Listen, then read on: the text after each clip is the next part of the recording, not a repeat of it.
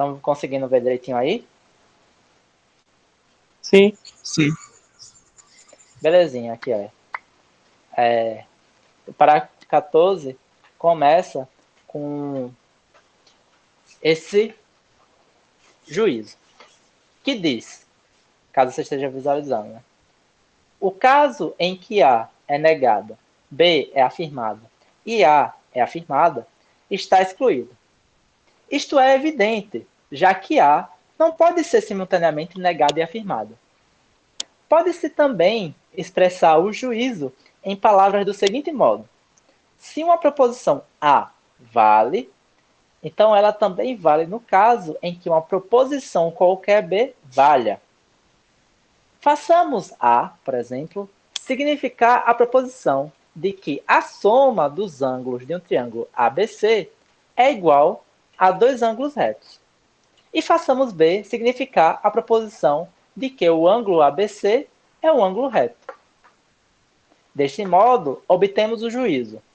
Se a soma dos ângulos do triângulo ABC é igual a dois ângulos retos, então isto também vale no caso em que o ângulo ABC seja um ângulo reto. O 1 à direita desse juízo é o número desta fórmula, ou seja, ele está explicando agora as convenções que ele vai utilizar. Então, esse 1 aqui é o número da fórmula. Então, toda vez que ele for se referir a essa fórmula, ele vai chamar 1. E aqui, entre esses pontos, e em itálico, está o meu comentário. A análise da Fórmula 1 tem aspectos muito importantes. Precisa-se, no primeiro momento, recordar das palavras de Frege no prefácio do livro. Dividimos todas as verdades que requerem prova em duas espécies. Aquelas cuja prova pode ser conduzida por meios puramente lógicos e aquelas cuja prova se apoia em fatos empíricos.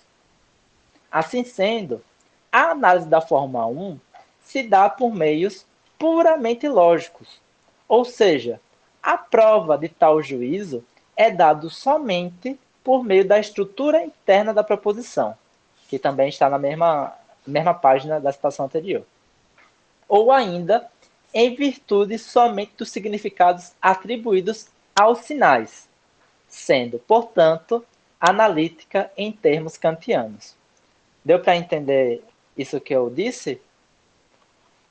Foi Eu esclarecedor? só não tenho esse analítica em termos kantianos, eu não tenho esse conhecimento aí. O que significa ser algo analítico em termos kantianos. Eu não li Kant ainda. Significa que a sua verdade é somente verificada por meio dos significados dos seus sinais. Entendi. Ou seja, um exemplo clássico que está no canto, né? Todo solteiro é não casado. Isso é uma verdade analítica porque só depende do significado da palavra solteiro, que é justamente não casado. Então ela é verdade justamente pela significação dos seus sinais. Entendi. E talvez seja importante falar outra coisa. Quando eu falo analítica em termos kantianos, eu estou falando kantiano como uma perspectiva ampla. Não estou falando de Kant, estou falando de todas as doutrinas que se inspiram direta e indiretamente a Kant. Certo? Certo. Que vai aparecer muito esse termo analítico. E para você, Hermes, foi tranquilo? Bom, a sua explicação ficou um pouco, para mim, confusa ainda. Tudo bem. Se tivesse explicado de novo. Sobre o que é analítico? Não, sobre a explicação. De tudo? Tá, tudo bem. A análise da Fórmula 1 tem aspectos muito importantes. Ou seja, ele vai pegar aqui a Fórmula 1 e vai analisar. Qual é a análise que ele vai fazer? O caso em que A é negada, B é afirmado e A é afirmado, está excluído. Isto é evidente, já que não pode ser não pode ser simultaneamente negado e afirmado. Ou seja, esse juízo ele é o caso, por quê? Porque ele significa que não é o caso, porque está excluído, não é o caso que A seja negada, B seja afirmada e A seja afirmado. Só que já se sabe de antemão que é impossível que se dê A e não A, entende? Parece o princípio da não contradição, né? E Exatamente. aquela prova que a gente vê também em matemática, né? É um absurdo, é isso. Então, não exatamente. É somente pelo princípio de não contradição. Porque o que aqui está significando? Isso aqui está significando que o caso que A é negado, B é afirmado e A é afirmado está excluído. E aí você analisando o significado dessa frase, você percebe que ela é verdadeira somente pelo que ela disse. Por quê? Porque você sabe que não pode ser o caso de A ser afirmado e A ser negado ao mesmo tempo. Ou seja, por extensão, isso significa algo tautológico.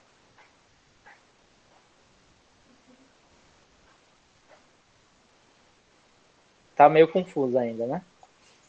Não, deu pra clarear bastante melhor agora. Tipo, o que ele vai fazer é pegar isso e se perguntar: qual foi o significado que eu atribuí isso? Ah, o significado que eu atribuí a isso é que não é o caso, esse é o significado, que é um condicional, não é o caso em que A é negada, B é afirmada e A é afirmado. Isso aqui é pelo significado que ele deu de condicional, certo? Porque qual é o significado do condicional? Não é o caso que a antecedente seja afirmada e a consequente seja negada, certo? Certo. Aí ele vai explicar o porquê depois, já passou o parágrafo disso, que dado esse significado, quando você coloca mais um, isso vira, que isso aqui significa o caso em que o primeiro é negado, o segundo é afirmado e o terceiro é afirmado e está excluído. Eu não vou repetir porque eu não lembro muito a argumentação, mas ele mostra que, de fato, a equivalência de uma condicional que tem duas, que tem três membros, para colocar assim, ele tem esse significado, certo? Eu não lembro mesmo qual é a justificativa. Mas a gente pode fazer Certo. rapidão, se você preferir. Acho que dá pra prosseguir, sim. Se quiser, eu faço. A análise é simples. Você pega aqui. Não é o caso que A seja afirmado e a consequente seja negado, não é? Isso. Uhum. Qual é a consequente? Se B, então A. Uhum. Isso. Então, o que está afirmando? Que não é o caso que B seja afirmado e A seja negado, não é? Isso. Uhum. Então, em tese, isso aqui vai significar o quê? Que não vai ser o caso que A seja negada, B seja afirmada e A seja afirmada. Compreendi agora. Uhum. Certo? Certo. Senão a gente faz no quadro, para ficar melhor. Deu pra pegar bem agora, sim. E aí, agora que você sabe que o significado dessa condicional é essa, você sabe que o que esse condicional está afirmando? O que esse condicional está afirmando é que não é o caso que A é negada e A é afirmada. Só que você já sabe que realmente não pode se dar que uma coisa seja negada e a mesma coisa seja afirmada. Portanto, isso aqui não tem como não ser verdadeiro. É essa análise que está fazendo.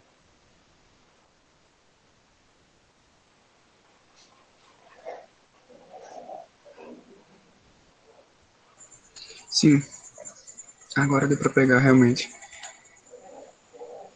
No geral, o que vai acontecer é isso. Geralmente, internamente aqui, vai ter uma contradição, só que o que a condicional está excluindo é a contradição. Geralmente vai ser essa análise semântica que o Frege vai fazer dentro dessas condicionais, que são fórmulas conceitográficas. Ou seja, elas são, elas são provadas puramente pelo significado dos seus termos. Certo? Então eu vou reler. A análise da Fórmula 1 tem aspectos muito importantes. Precisa-se, no primeiro momento, recordar das palavras de Frege no prefácio do livro. Dividimos todas as verdades que requerem prova em duas espécies. Aquelas cuja prova pode ser conduzida por meios puramente lógicos e aquelas cuja prova se apoiam em fatos empíricos. Qual seria essa verdade que se apoia em fato empírico? Bom, é o caso de você interpretar uma dada condicional, sendo que na própria significação da condicional, você não consegue dizer se ela é verdade. Entende?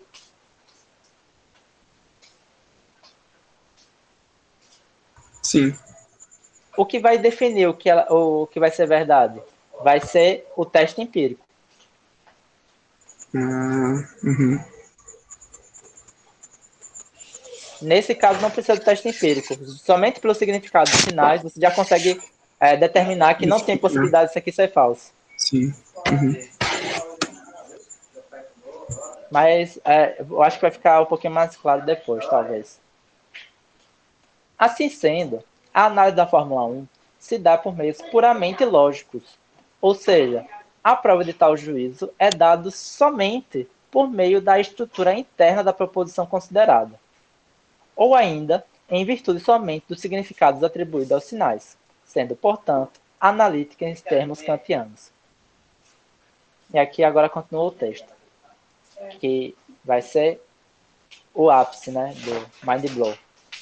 Já essa fórmula aqui, que recebe o 2, significa o caso em que isso aqui, que é o consequente,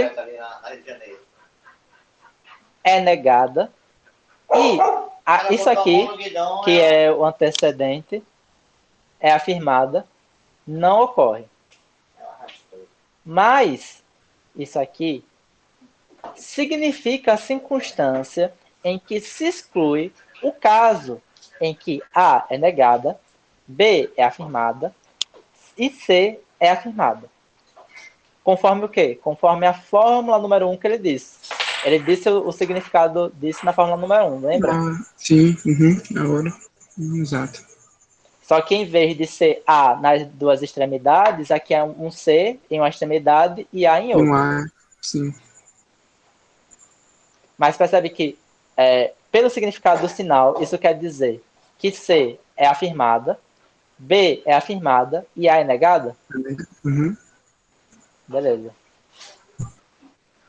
A negação do consequente diz que isso aqui, que é a consequente dessa, é negada e B é afirmada. Mas a negação disso aqui significa que A é negada e C é afirmada. Assim, a negação de isso aqui significa que A é afirmada, C é afirmada e isso aqui é afirmado. Mas da afirmação disso e de C, segue-se a afirmação de B. Eis porque a negação disso implica a negação de A e a afirmação de B e C. Precisamente, este caso fica excluído pela afirmação de isso. Portanto, não pode ter lugar no caso em que isso é negada e isso é afirmada. Tal é o que o juízo assere. Compreensível?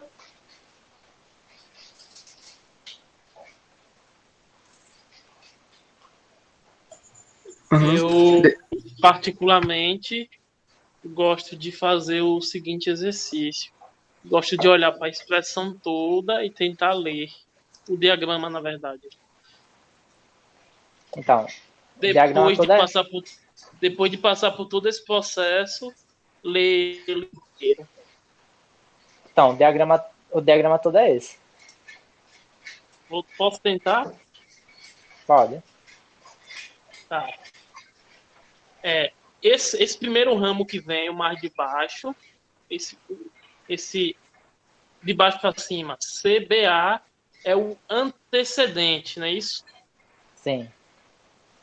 Aquele outro ramo, CBC, é o consequente, é isso? Isso. Então, olhando para isso tudo, eu posso dizer que não é o caso que o antecedente, esse ramo todo de baixo, é afirmado e o consequente, aquele de cima, CBD, é negado e A é afirmado. Não tem a segunda parte. Não tem a terceira parte, desculpa. De que A é afirmado. Porque a análise é antecedente e consequente.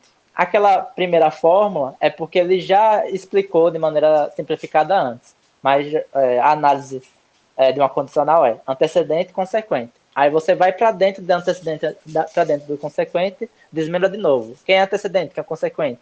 Aí Entendi. entra de novo.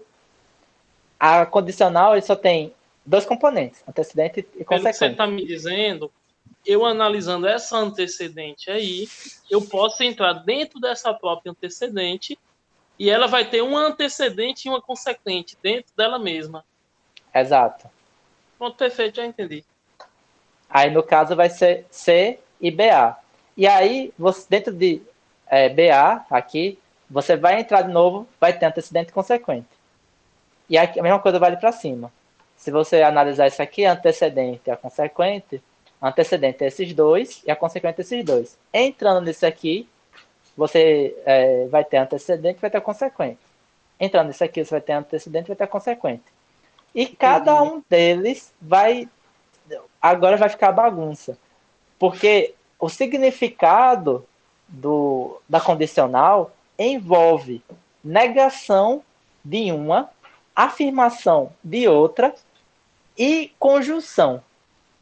E negação do conjunto todo. E aí começa a ficar confuso. Eu falei de tiração de onda. Eu não consigo entender lendo simplesmente assim, entendeu?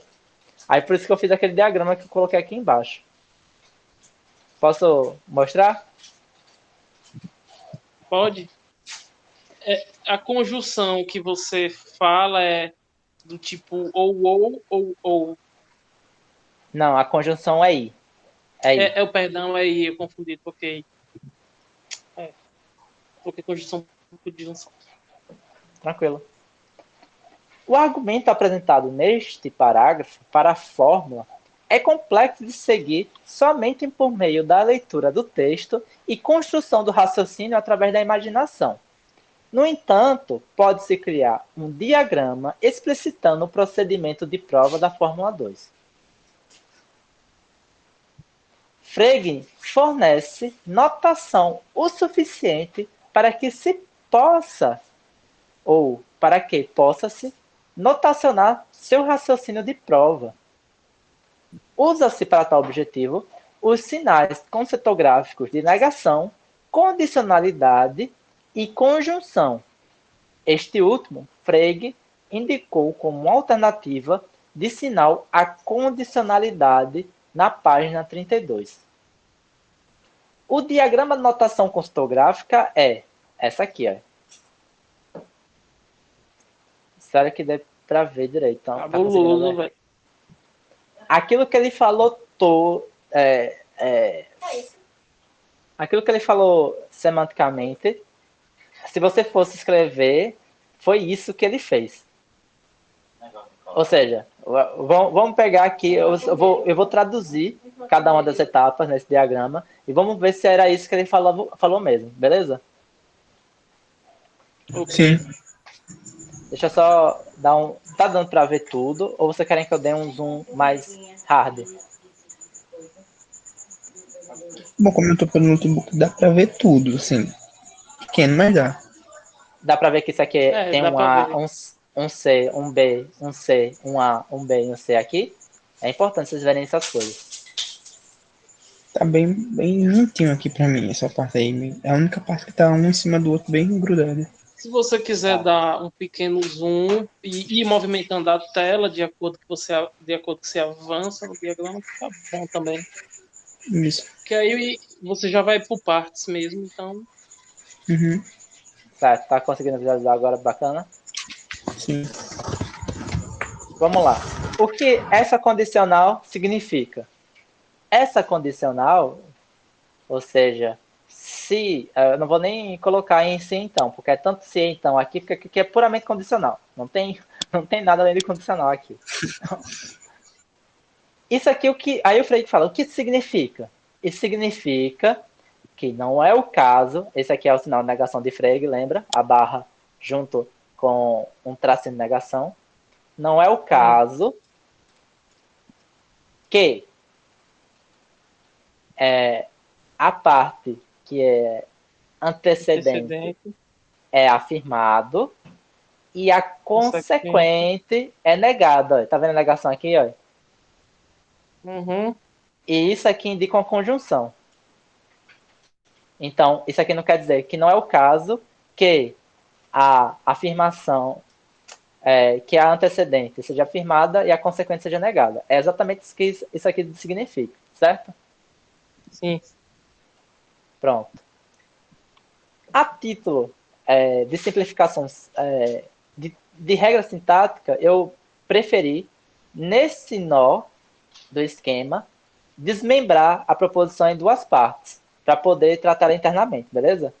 Então, eu Entendi. separei a negação do restante e agora eu vou tratar de cada uma separadamente, beleza? Por que eu Beleza. separei? Porque é para eu lembrar que tem uma negação aqui, só que eu não coloquei a negação nem na consequente nem na antecedente, porque eu não podia, porque a negação é da conjunção, beleza? Uhum. Deu para entender também, Emerson, porque eu fiz essa separação de negação No aqui? caso, teria um parênteses aí se fosse lógica formal, né? Perfeito. É como se tivesse um parêntesão aqui que está incluindo esses dois casos. Mas agora, eu meio que, como eu entrei nesse esquema aqui, dei um zoom, entendeu? Entendi. Mas, como eu não tenho zoom, eu preferi separar, puxar duas setas para dizer que essa negação ela incide simultaneamente nessas duas formas. Certo? Uhum. Acho que eu tô pegando. Então, no caso de onde tem essas setas grandonas, teria, no caso, parênteses, não é isso? É. Isso aqui é o escopo da negação. A negação atinge esses dois. Tô pegando Na aqui da verdade, meada. depois a gente vai chegar a uma conclusão que eu acho bacana também. Isso aqui foi a opção minha. E vai ter um motivo claro de por que eu fiz isso depois. Vocês vão perceber. Quer dizer, espero que vocês percebam. E aí o que eu fiz? Aqui em cima é a consequente e aqui embaixo é antecedente, certo? Certo. Então Só uma dúvida, em lógica formal, a antecedente viria antes mesmo, né? Dentro dos parênteses e a consequente depois. Tipo, tem a conjunção, a antecedente viria antes, a consequente depois no i. Exatamente, perfeito. Certo? Só para Então, tirar só, essa dúvida. não, tranquilo. É, isso mesmo. Só lembrando que antecedente e consequente só faz sentido porque essa conjunção ela foi extraída como um significado de uma condicional, por isso que a gente permanece com o sentido de antecedente e consequente, beleza? Beleza. Mas se você ganhar assim uma conjunção pura, não tem antecedente e consequente, só tem componentes. Tranquilo? Tranquilo. E a gente preserva essa antecedente e essa consequente porque a gente quer conseguir retornar para condicional sem problema nenhum. Ok? Ok. Tranquilo. Então a gente vai começar primeiro para antecedente, depois a gente vai para consequente, beleza? Beleza. Eu não sei se o Frege fez assim, eu não lembro. Mas a gente depois pode seguir passo a passo lendo o texto do Frege. Mas bora aqui descendo aí. Antecedente desceu, foi aqui, ó. Então não dá antecedente. O que significa isso? Isso significa que não é o caso que a antecedente seja afirmada e a consequente seja negada. Olha o traço de negação aqui de novo. Sim.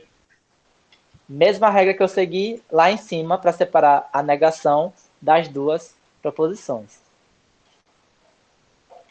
Aí eu destaquei a negação e consegui 2 ramos da conjunção, Perfeito. que é a Perfeito. conjunção. Pronto. Aqui, ó, eu já obtive um sinal que é uma afirmação ou uma negação. Aqui já fechou, certo? Uhum.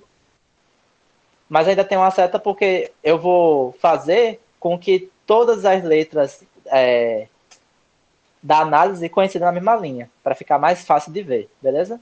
Mas daqui a gente já podia considerar que acabou a análise aqui, ok? Ok. Então vamos A gente para já cima. conseguiria dizer algo a respeito de C. C a gente já tem. Vou colocar nesses termos. E aqui a gente tem um quê? A negação de uma condicional. E o que significa um condicional? Significa que não é o caso que a antecedente seja afirmado e a consequente seja negado. Porém, já tem uma negação antes. Então são 2 negações aqui. Certo? Você sabe o que acontece quando você tem 2 negações juntas, Expedito? Vira uma afirmação. Perfeito. Então, nesse caso, é o que virou? Uma afirmação. Uma afirmação da conjunção de B e A. E como não tem negação, eu já posso separar direto A de B. Eu não preciso colocar uma negação intermediária aqui para depois separar, para avisar, olha, eu estou separando, mas tem essa negação que vem antes. Não, eu já posso separar direto, tá vendo? Uhum.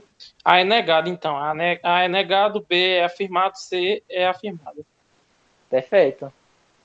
Perfeito. É perfeito, isso mesmo. A é negado, B é afirmado, C é afirmado. Vamos agora lá subir. Ó. Agora a gente analisou já, acabou a análise do antecedente. Vamos fazer a análise da consequente, beleza?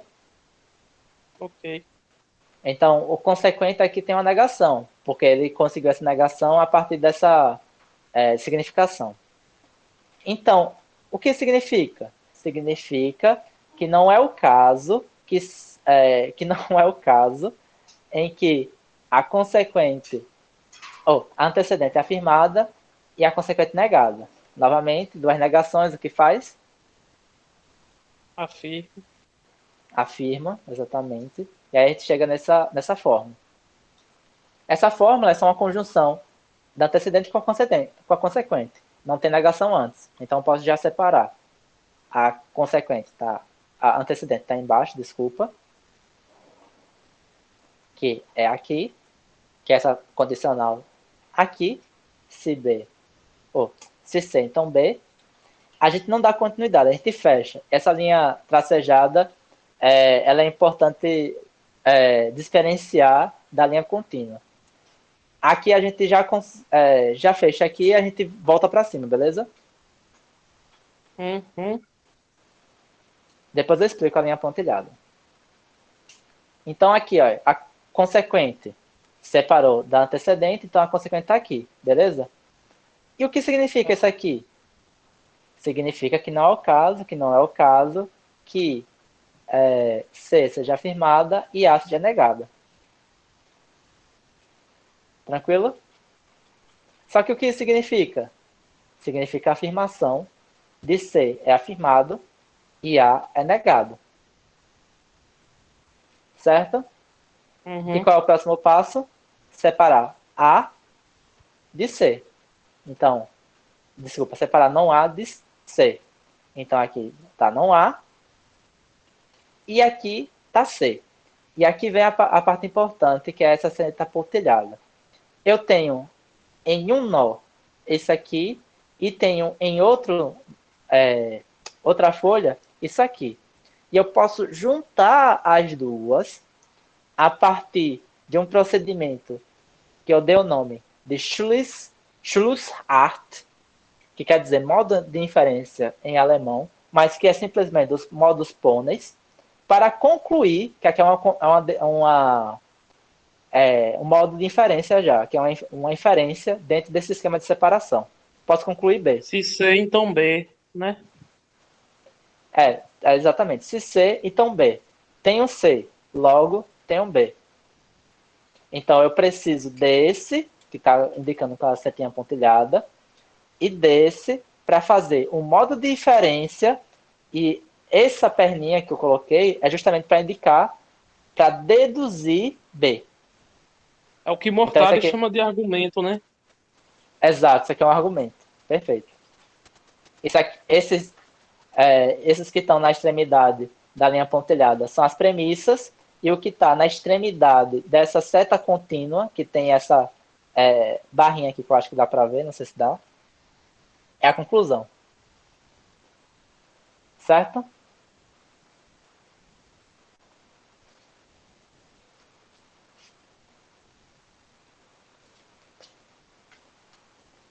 Vamos ver o que a gente obteve. A gente obteve C, B, não A. E a gente também obteve C, B e não A. Percebe que a gente obteve em um ramo a mesma coisa que a gente obteve no outro ramo?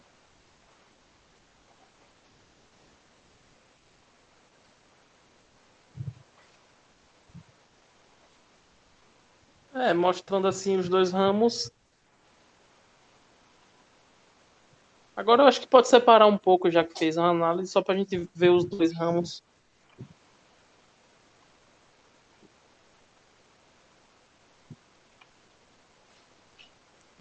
Não se preocupe, tem um diagrama abaixo que dá para ver isso melhor. Mas, em tese, não há C, Obtemos B. C embaixo. Obtemos C em cima. B. B obtemos por modus ponens lá. E não há. Exato. Agora vem a parte importante de por que eu destaquei essa negação. Lembra? Que a gente agora vai reconstruir a fórmula que a gente gerou por meio desse procedimento. Então, essa negação que está mais afora vai ser justamente na fórmula a negação mais afora. Concordam? Como assim mais afora? É a negação que está antes de todos os operadores, que está englobando todos. Ou seja, é aquela negação do tipo, não é o caso que, aí você mete a proposição toda. É porque tem uma negação anterior ali, não? Tipo, ali atrás tem outra negação. Não, mas É. isso, mas não é bom você falar isso. Mas perceba, isso aqui é a tradução disso. O que eu fiz? Eu peguei, separei a negação e coloquei antecedente consequente. De fato, essa negação é a mesma negação daqui, entendeu? Eu Entendi. coloquei ela aqui para, sintaticamente Separar em falando dois mesmo, ramos. identificar onde está incidindo essa negação. Essa negação está incidindo daqui, literalmente daqui para cá, entendeu? Entendi. A seta e todas as ramificações da seta da filha dela é toda a ramificação que essa negação engloba. Certo? Certo. Então, não é o caso que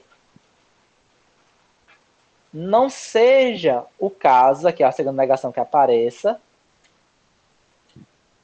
que C, B sejam afirmados e A seja negado, e B, C e não A sejam afirmados. Se vocês tiverem interesse, escrevem um caderno que faz mais sentido do que eu ditando para vocês. Certo? Certo. Vocês estão com o caderno aí aberto? Eu não tô, não. Tá, Mas eu vou fazer o seguinte exercício depois. Eu vou pegar isso daí e tentar transformar em lógica formal. Como você já fez, inclusive. Certo. Tudo bem, então. É porque esse aqui é o esquema do raciocínio que Frege fez acima, entendeu? Essa aqui eu Uhum. não foi uma derivação minha, não. Eu tentei descrever qual foi o procedimento de raciocínio que o Frege fez. Eu acho que vale a pena escrever rapidão, só para que vocês tenham em mente o que eu quero dizer. Eu tirei um print agora da tela. Rapidão, não vai demorar muito tempo, não. Negação, abre parênteses, negação de A.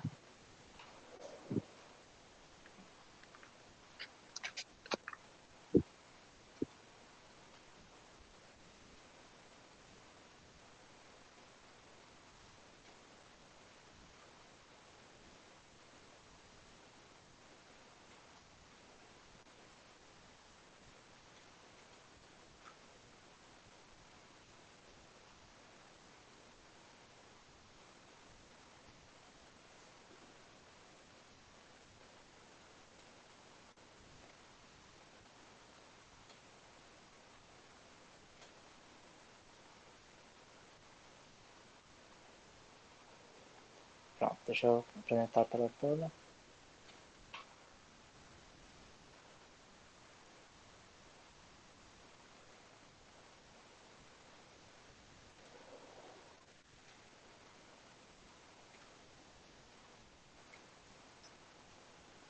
Tá vendo? Sim. A fórmula que a gente vai obter é essa aqui, ó. Vamos lá. Negação, que é a negação que abrange a fórmula toda, como eu falei, que é essa negação aqui. E aí a gente desce, que é a antecedente, ó. Da negação, aí coloca a negação de novo. E aí eu vou até os ramos. Posso ignorar tudo isso e só ir para os ramos. De Uhum. não A, I, B e C. E aí eu subo.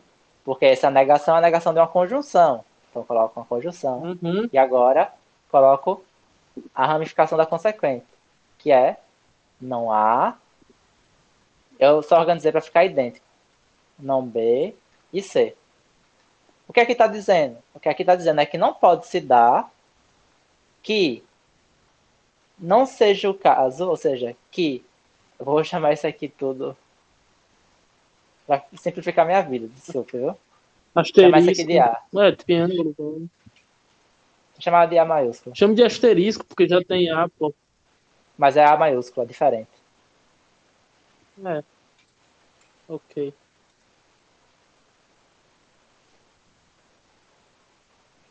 Percebe? No final das contas, o que está negando é o quê? É que você negue A e afirme Contradição. A. Exato. E isso é sempre verdade, não é? Realmente. Então, aquela análise toda que ele fez foi para chegar nessa forma em que você, olhando, você sabe que isso é verdade em virtude do significado dos sinais. Isso aqui não tem como ser falso. Isso aqui é verdade mesmo, por conta do significado dos sinais. É essa análise que o Frege faz, entendeu? Esse merece uma tatuagem no corpo. Aí, o exercício que eu quero que vocês façam é justamente pegar a redação do Frege e com o diagrama lado a lado e ir com o dedo percorrendo para ver se o diagrama funciona mesmo. Essa parada do destaque da negação eu fiz para poder converter isso aqui em uma fórmula, que eu acho muito mais fácil. Porque se eu não fizesse isso, ia ficar mais difícil de converter isso em uma fórmula. Mas aqui já fica delimitado qual é o escopo dessa negação e qual é o escopo dessa negação. Então, eu só preciso me preocupar em circular, se aqui fosse um papel, o sinal de negação e as coisas que são afirmadas, as coisas que são negadas. As coisas que são afirmadas, as coisas que são negadas é letras e não letras, vou colocar assim. Não com a letra, entendeu? Tem alguns teóricos que chamam isso de literais, que é justamente P, não P, B, não B. Tem gente que chama isso de literal, que é esse par complementares. Certo? Certo. Belezinha, então. Deu para entender, Emerson? Para o diagrama? Sim, dá pra pegar bem a explicação.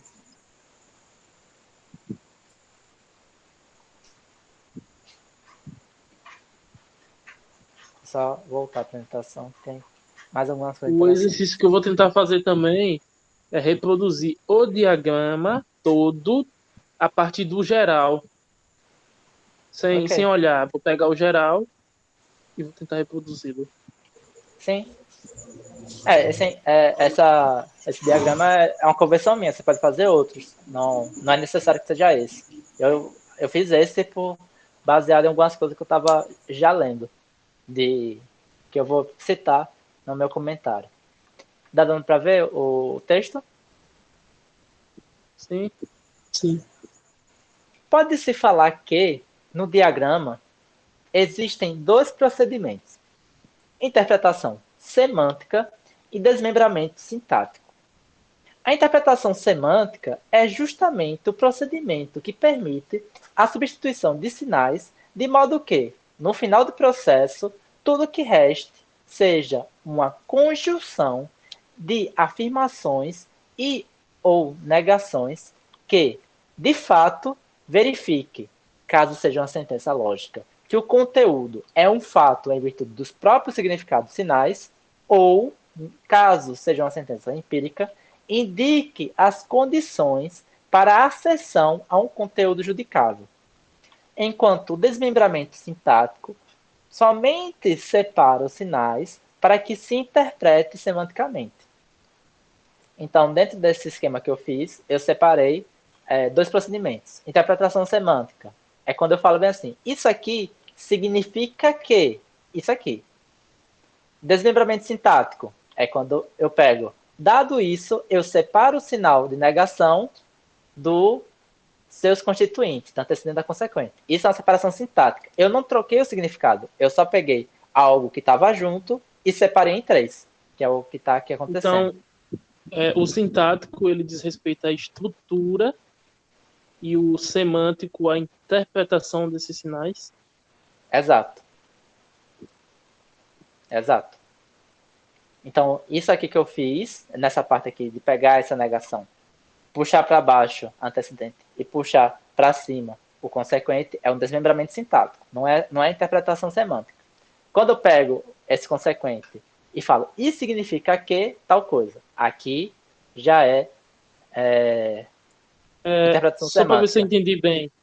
Quando eu pego eu vou deduzir uma fórmula matemática, aí quando eu estou operando isso é sintático, né?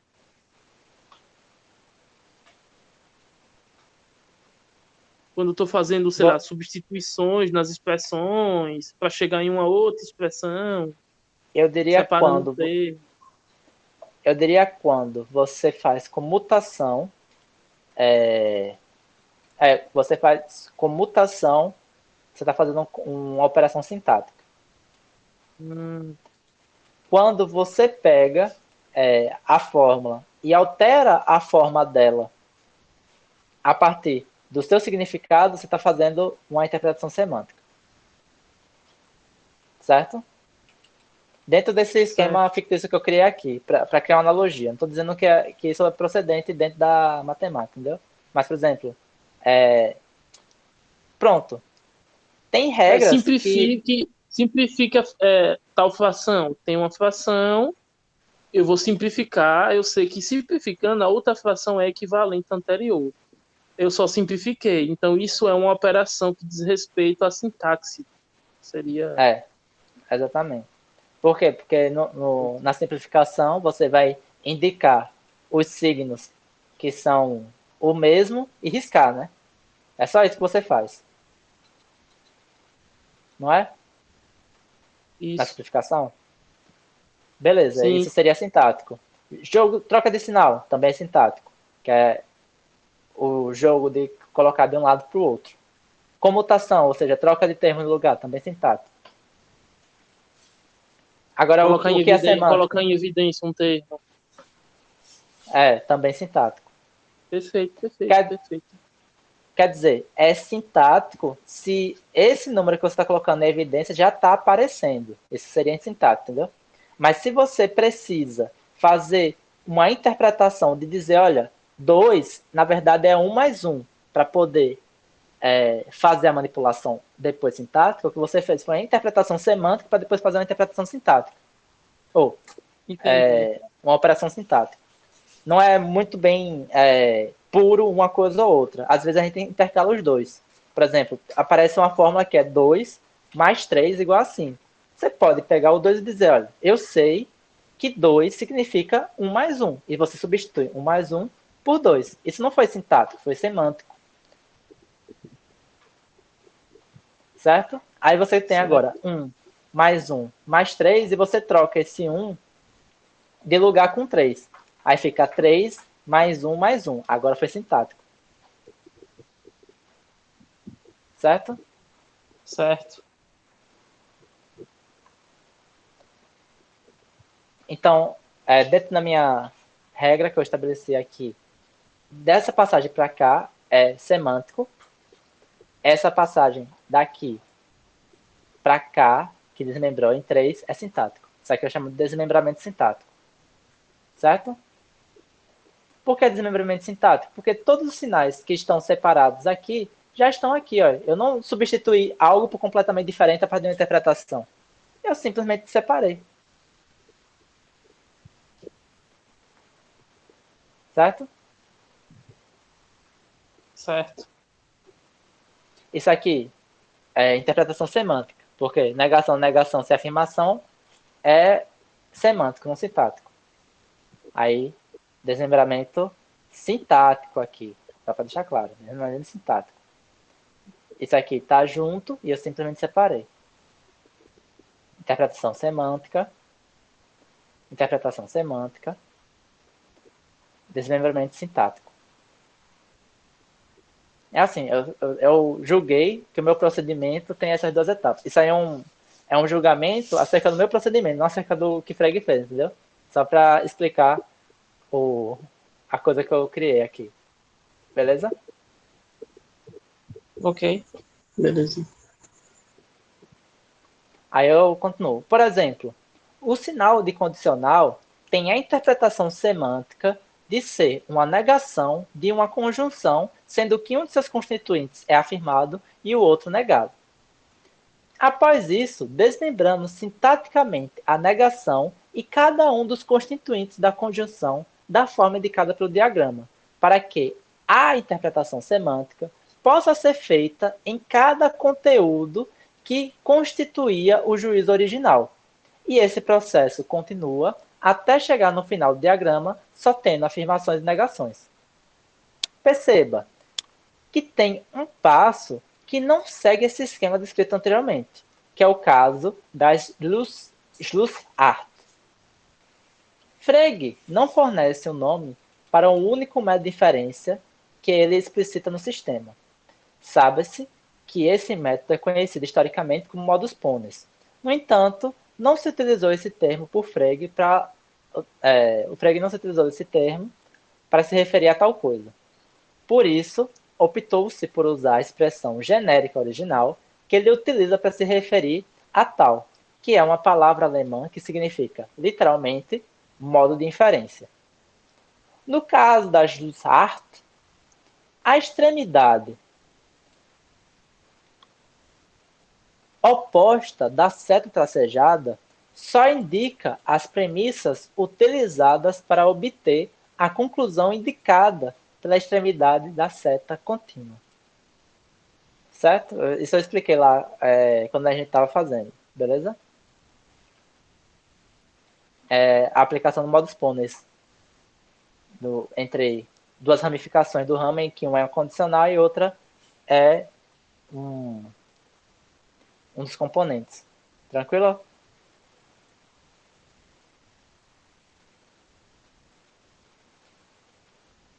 Ok. No entanto, pode-se notacionar o mesmo raciocínio, substituindo os sinais da contografia pelas suas correspondentes sintáticas na notação usual da lógica contemporânea, e mudando a orientação do diagrama de vertical para horizontal. A propósito, esse diagrama é uma representação de uma estrutura chamada grafo, mais especificamente uma árvore. A árvore que representa o raciocínio de prova da Fórmula 2 em notação usual contemporânea então, é a mesma coisa, sem tirar nem pôr. A diferença é que agora vocês podem se sentir mais, sei lá, habituados, porque a gente está em notação contemporânea.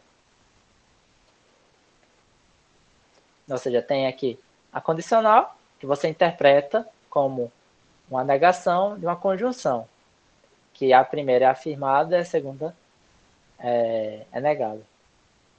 E aqui, desmembramento sintático. Então, você separa a negação aqui e separa as duas constituintes, que vem um para cá e outro para cá.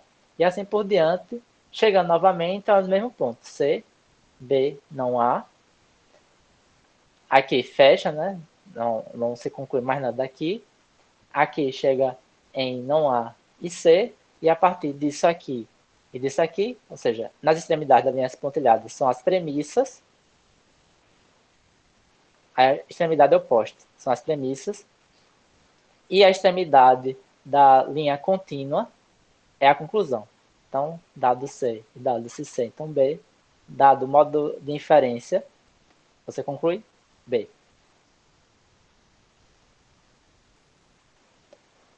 Com tal árvore, a seguinte dúvida é suscitada.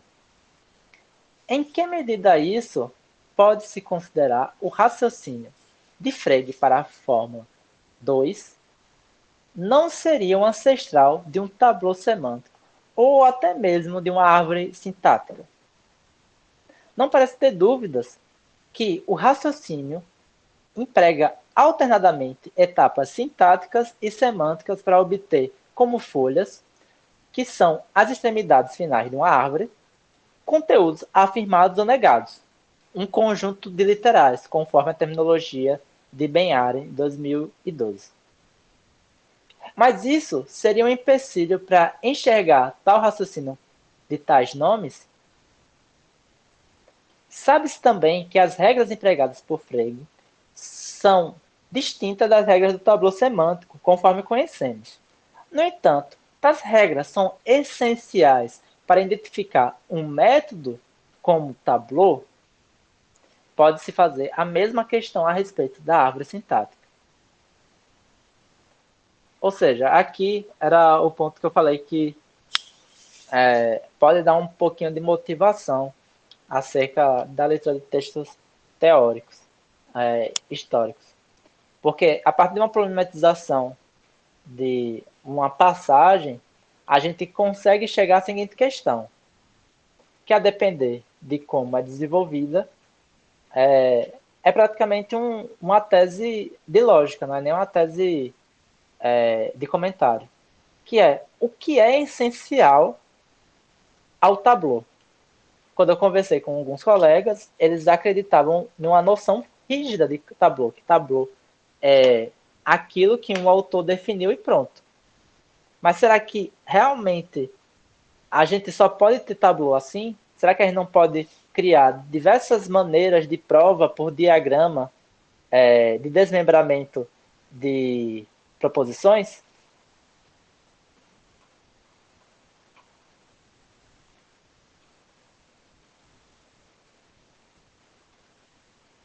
A depender da criatividade, desde que leve em conta os passos lógicos, a sintaxe e a sintaxe e a semântica, você consiga concatenar as coisas no final.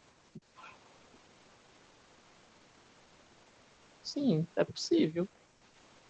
Agora é um trabalho, né? Você criar. Então, a resposta é: você não sabe. Essa é a pergunta da sua pesquisa. Não estou falando que essa é a sua pesquisa, entendeu? Longe de mim. Mas, Então, eu imagino que seja possível. então, é exatamente isso que vai orientar a pesquisa de tecnicamente, né? De alguém que esteja interessado de fato, falar que isso é possível ou não. E isso vai acabar por desenvolver uma teoria dos tablôs. Ou seja, uma teoria genérica dos tablôs, não um tablô específico que a gente aprendeu de um autor, mas sim as condições de um método que a gente chama de tablô. Não sei se eu fui obscuro quando eu falei isso. Porque, Entendi. O que é que minimamente a gente precisa ter para criar um tabu e desse geral a gente partir para um específico. perfeito, é isso mesmo. Essa é a questão, entendeu? Essa é a questão. Porque o que a gente tem hoje em dia é um tablô específico que a gente sabe que é útil. Mas a pergunta é, mas esse tablô não seria, na verdade, uma instância de algo maior que faz parte das condições de possibilidade dos tablôs? É exatamente isso que você falou. Ou seja, porque eu criei essa pergunta para mostrar como uma leitura de um texto teórico histórico suscita questões que podem promover uma nova teoria. Eu não estou dizendo que eu vou desenvolver essa teoria, entendeu? Mas começa assim. Agora eu vou usar exemplos históricos de isso acontecendo mesmo. De coisas que foram suscitadas a partir de uma leitura de um livro e que são teses importantíssimos para teorias atuais, que é o caso do teorema da incompletude, do Gödel, que ela é suscitado a partir de um estudo pormenorizado do princípio de Russell. Ele pega o princípio de Russell, lê detalhadamente ela e tenta mostrar, a partir dos, como pode dizer, das terminologias de Hilbert, que de fato o projeto que o princípio se colocou realizar não é possível.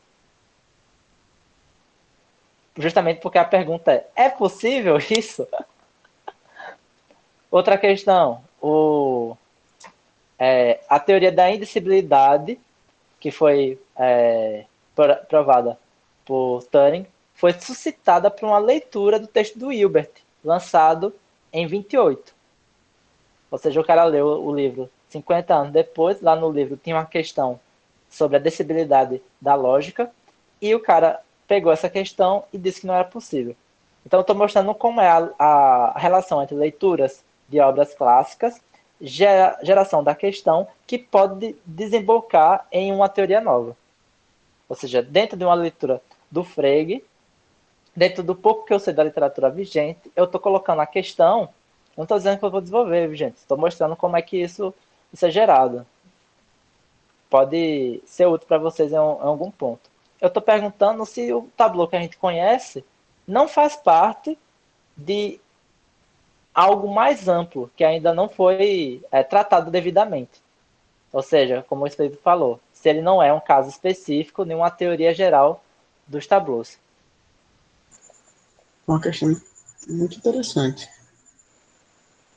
Assim, Isso aqui seria uma pergunta de pesquisa em lógica, entendeu? Isso aqui não é. Essa pergunta não é um trabalho de pesquisa em Frege. Frege não faz tablô. Mas eu enxerguei que esse raciocínio parece ser um tablô. Só que ao mesmo tempo que parece ser um tablô, ele é diferente o suficiente para não ser. Porém, me parece que isso aqui poderia ser chamado de um tablô. Mas olhar aqui, simplesmente falar, é possível, não é fazer pesquisa. A gente olha assim e a gente tenta provar se é possível ou não. Provando que é possível, a gente desenvolve uma nova teoria. E às vezes, provando que não é possível, a gente também desenvolve alguma teoria. A questão é a pergunta, entendeu? A pergunta e a pesquisa e a escrita de desenvolvimento disso. Agora, se você me pergunta, como é que faz essa investigação? Não faço ideia. Mas eu sei que é a partir de perguntas como essa que você bola novas teorias dentro do seu ramo do conhecimento. E essa pergunta foi suscitada a partir de uma leitura de um texto histórico consagrado da disciplina. Estou tentando mostrar como as coisas se encaixam. Sim, sim. Uhum. Talvez seja útil para Expedito. O que você acha, Expedito? Bom, eu acho que é um problema grande, né? No entanto, o que eu poderia dizer a você é que eu tenho outros problemas muito grandes que eu estou mais interessado. Não, veja, isso que é o problema. O que eu estou querendo mostrar é como a leitura de um texto clássico pode suscitar uma questão que ela Ah, sim, não estou querendo dizer que é para vocês pegarem esse problema, não. Estou dizendo o entendi, seguinte, entendi. olha, justamente isso que você acabou de dizer. Eu estou lendo um texto de Frege. Qual é o texto que eu li de Frege? Vou mostrar. Esse aqui, ó. Não tem diagrama nenhum. Na tentativa de compreensão desse texto, eu percebi que isso é melhor representado quando eu escrevo um diagrama inspirado pelo pouco que eu sei de árvore, grafo e tableau. Então eu escrevi isso usando esse conhecimento. Até por isso que eu separei esse sinal, por conta de um conhecimento de árvore e estrutura de dados. Sim, agora eu entendi melhor o que você quis dizer e realmente quando a gente faz o percurso, a gente conhece o caminho, digamos assim. Conhecendo o caminho, a gente pode olhar para lugares nesse caminho que não foi adentrado.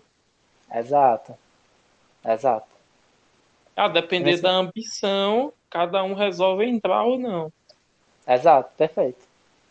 Eu não estou dizendo que isso é uma questão para a gente, não, mas eu achei que essa é uma questão precisa o suficiente, gerada por uma leitura que a gente está compartilhando, que possa mostrar para vocês como é que acontece, pelo menos em uma boa parte da história do pensamento, o desenvolvimento de novas teorias. E para mim, como eu estudo muito educação, educação é o meu eixo central de pesquisa, eu entendo educação como sendo refazer o percurso histórico que tais pensadores ou contribuintes daquela dada área fez. Você tem que refazer esse percurso a ponto de as pessoas que estão assistindo a sua aula participar desse processo e aprender aquela epistema através desse percurso. Então, o processo da educação acaba sendo isso, você refazer o percurso histórico. Exato, exato.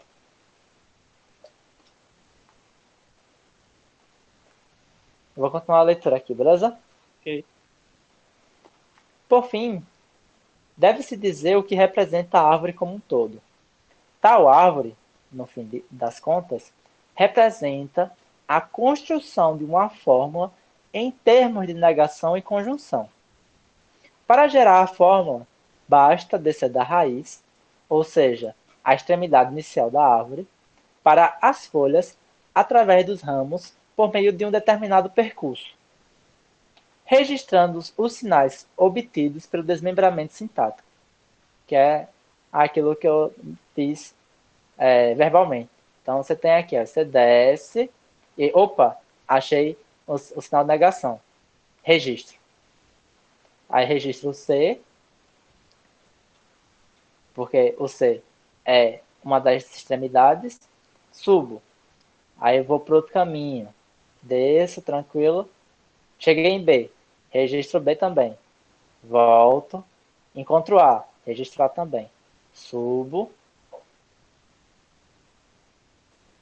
E aí eu desço o outro lado agora. Certo? É. Esse procedimento de subir e descer, que eu estou falando assim de maneira que parece aleatório, existem algoritmos computacionais que têm decisão de percurso, que é justamente eles ditam um algoritmo de quais são as decisões para percorrer toda a árvore. Pelo menos eu conheço três, que é justamente métodos de percorrer a árvore por computação, que geralmente é isso que o computador vai fazer. Isso aqui é uma árvore, que é uma estrutura de dados, e aí a partir dessa árvore você quer escrever alguma coisa em ordem, na determinada ordem, de informações que estão nessa árvore. Então, você usa esses procedimentos. Eu sei que estou falando abstratamente, mas estou dizendo que isso aqui de descer de um lado, descer do outro, tem um algoritmo preciso em matemática para decidir como fazer esse percurso. Não é simplesmente ao acaso, entendeu? Agora é foda que quando a gente está numa prova, sei lá, de um concurso público, aí tem uma questão de lógica, a gente tem 3 minutos para responder a questão, a gente não vai ter tempo de fazer essa árvore, né? Não, esse aqui é uma diagramação do raciocínio de Frege. Geralmente a gente usa a tabela verdade, né? A gente não usa mais isso aqui, não. A gente nunca usou isso aqui, na verdade. Isso aqui é... A gente só usa agora isso... Não isso, né? O tabuleau semântico atualmente. E tem muita aplicação, na verdade. Não sabia que tinha tanta aplicação assim, não. No geral, a questão principal do Tableau verdade se confunde em alguma medida com o objetivo do Frege até. Porque o objetivo do Tableau é verificar se uma fórmula é satisfatível. O que isso quer dizer? É se existe uma interpretação na qual todos os seus componentes possam ser verdadeiros simultaneamente. E isso serve para, por exemplo, resolver problemas lineares. Ou seja, além de sistemas lineares, é mais fácil, na verdade, o computador resolver problemas lineares usando o tabuleau semântico. Sabia não?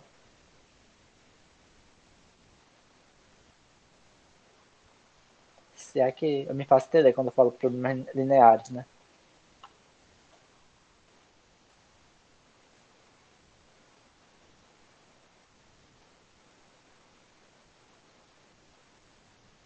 É isso. Ah, não, tem ainda o finalzinho. No caso, isso aqui já é o texto do Frege. No caso em que nexos causais estiverem presentes, isso também pode ser assim expresso.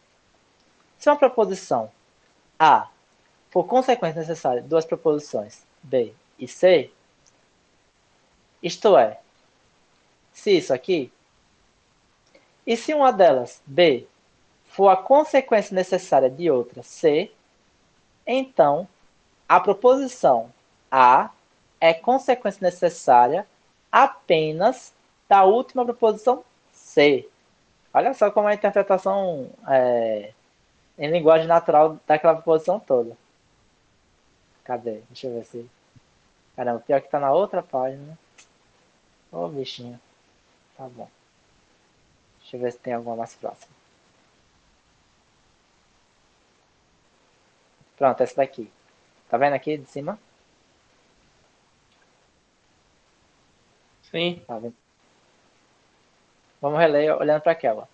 Se uma proposição A for consequência necessária de duas proposições B e C, ou seja, A ela é consequência tanto de C quanto de B, porque ela é a consequente final dessa condicional, certo? Então, C tem como condicional a condicional B e A é a consequente da condicional com antecedente B. Então, se C e B são consequências. Cadê? Desculpa. Se A, desculpa, for consequência necessária de C e B,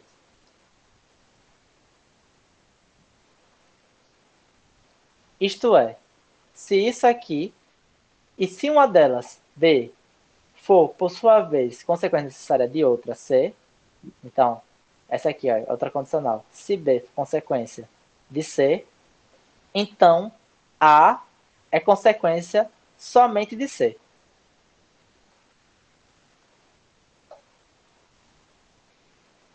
Princípio do terceiro.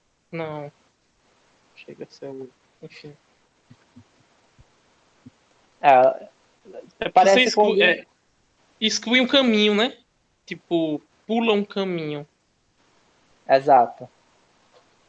É como se falasse isso, olha, se tem uma coisa que parece que é consequência de duas coisas, mas que uma delas é consequência de uma dessas coisas, então A só se segue do outro. A lei zero da termodinâmica, ao que me parece, é uma lei que segue à risca exatamente esse princípio aí. Que é uma lei que diz o Caramba. seguinte, ó.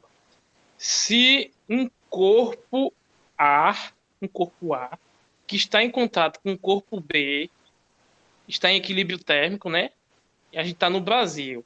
Aí lá no Japão, você tem esse mesmo corpo B em equilíbrio térmico com outro C, então eu posso deduzir que o corpo A está em equilíbrio térmico com o corpo C que está no Japão, sem colocar os dois em contato para poder saber disso. Não sei se eu fui obscuro. Não, deu para entender, mas eu acho que o raciocínio é um pouco diferente.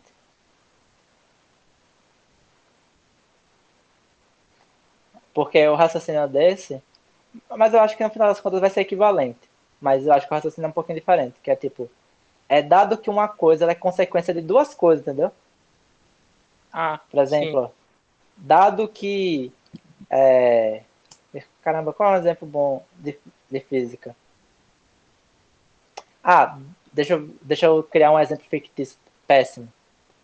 Dado que trabalho é consequência de área e força, não vai funcionar não.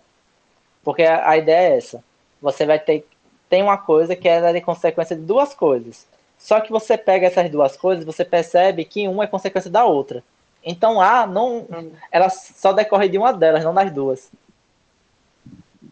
Esse é o raciocínio do juízo. Eu só não sei um exemplo prático. Ele dá um exemplo aqui numérico.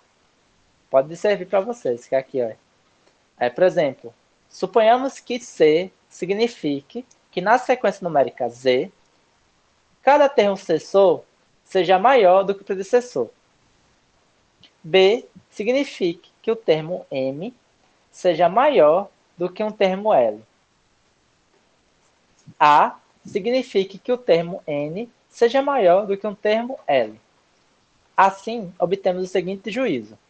Se das proposições de que, na sequência numérica Z, cada termo sucessor é maior do que seu antecessor, e de que o termo M é maior do que L, pode-se inferir que o termo N é maior do que L.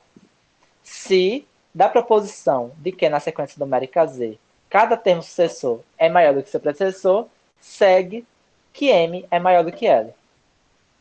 Então, a proposição de que N é maior do que L pode ser derivada da proposição de cada termo sucessor na sequência numérica Z. É maior do que seu predecessor. Para mim, isso aqui é extremamente confuso. Mas eu posso, já que ele deu esse exemplo, eu acho que eu posso reformular o exemplo. Dado que A ela é sucessora de B e C, e B é sucessor de C, então A é sucessor de C. Não, acho que não funciona não também. Enfim, eu não lembro nenhum exemplo para usar esse raciocínio na prática. Mas eu acho que a raciocínio da termodinâmica se aproxima. Só É que um ela, raciocínio bem parecido.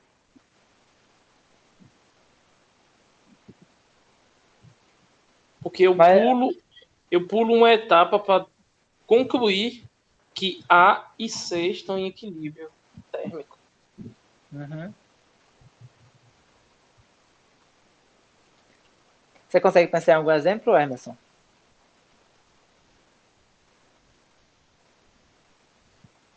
Não, para esse caso não.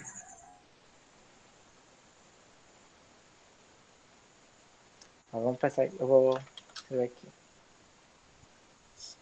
Só que o fato de A e C estar em equilíbrio térmico não é uma consequência do outro. Né?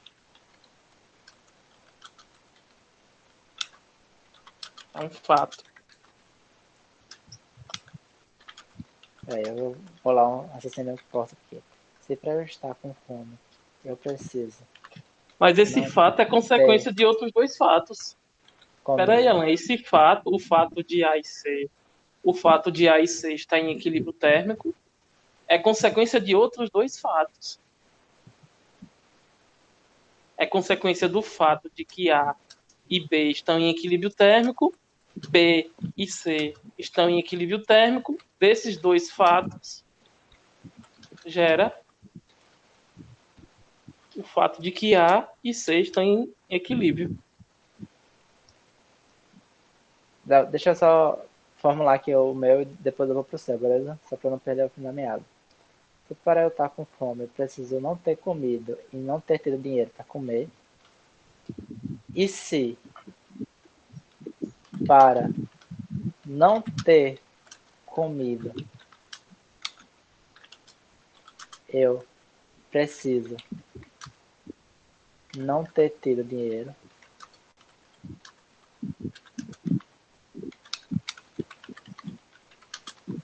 para comer, logo eu,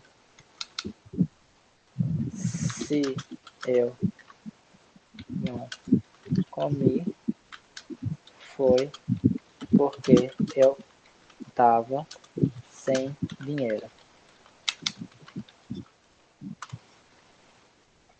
O raciocínio em linguagem natural seria esse.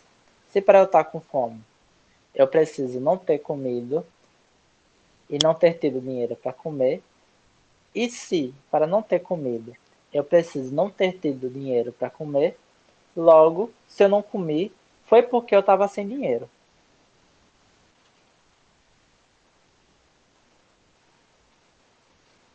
Ou seja, na primeira, eu indico que são duas razões para o fato de eu estar com fome. No entanto, as duas razões que eu apontei, uma é derivada da outra. Ou seja, o fato de não ter comido é consequência de eu não ter tido dinheiro. Logo, na verdade, o fato de eu estar com fome, eu coloquei se eu não comi, né? Se eu estou com fome, desculpa. O fato de eu estar com fome é decorrente somente do fato de eu estar sem dinheiro.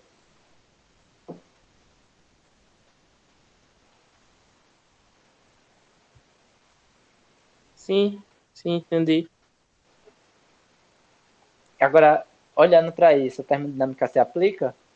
Porque é isso, é uma coisa que você fala que é consequência de duas, mas você descobre, analisando essas duas, que uma é consequência da outra. Logo, essa terceira coisa, ela não é consequência das duas, ela é consequência daquela que derivou a outra. Então, na questão da termodinâmica, C está em equilíbrio térmico com A não é uma consequência, é apenas um fato. Certo. É porque que isso que você falou tem um nome na lógica, isso aí é um raciocínio lógico, se chama silogismo hipotético, que é o seguinte: se A, então B. Se B, então C. Logo, se A, então C. Parece mais um silogismo hipotético. No caso, nesse que a gente está tratando, é o seguinte: se A decorre de B e C e colocar B, né, no caso.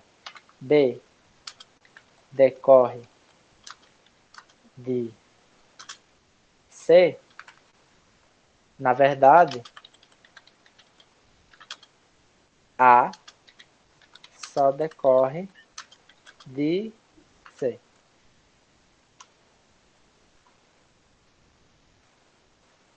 Sim, são levemente diferentes.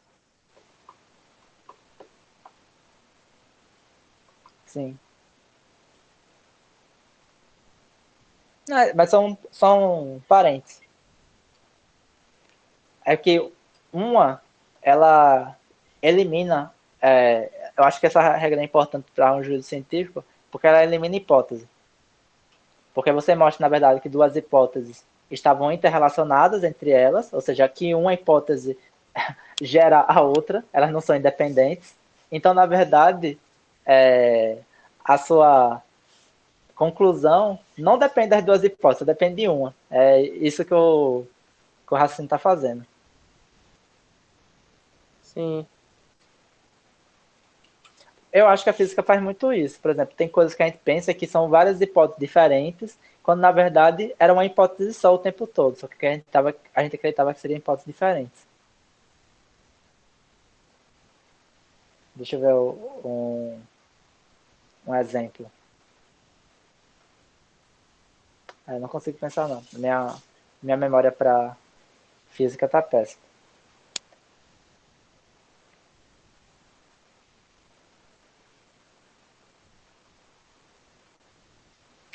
É isso. A gente acabou o parágrafo. Perfeito.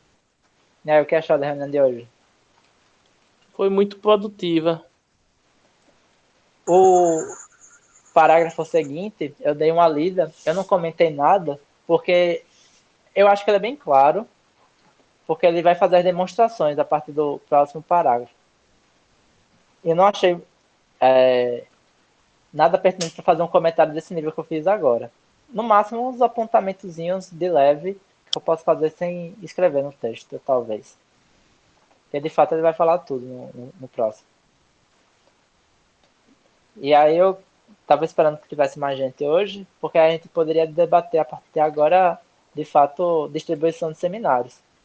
Seria bacana. Já dei para dar uma olhada de quanto dá para distribuir para cada um.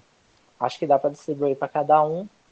Assim, não, a gente não vai dividir a obra igualmente. Né? Estou falando o seguinte: dá para cada um apresentar um parágrafo A2 da obra. Acho que é tranquilo.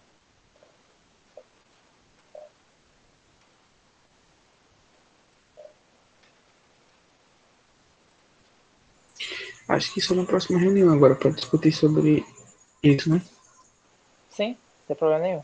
Como eu Uhum. falei, eu me comprometo em apresentar todos os seminários, salvo os seminários que vocês forem apresentar. Então, dado que não tem ninguém que vai apresentar o próximo, eu apresento, não tem problema nenhum não. Uhum. A gente pode levantar essa questão lá no grupo também e ver como. Sim. Então é isso. Tem lá no Drive a pasta já com a Academia Brasileira. Se vocês estiverem interessados em ler alguma dissertação e etc. E comentar, Pode ir dê uma para a olhada. gravação para não ficar longa. Ah, sim. Obrigado, se lembrar.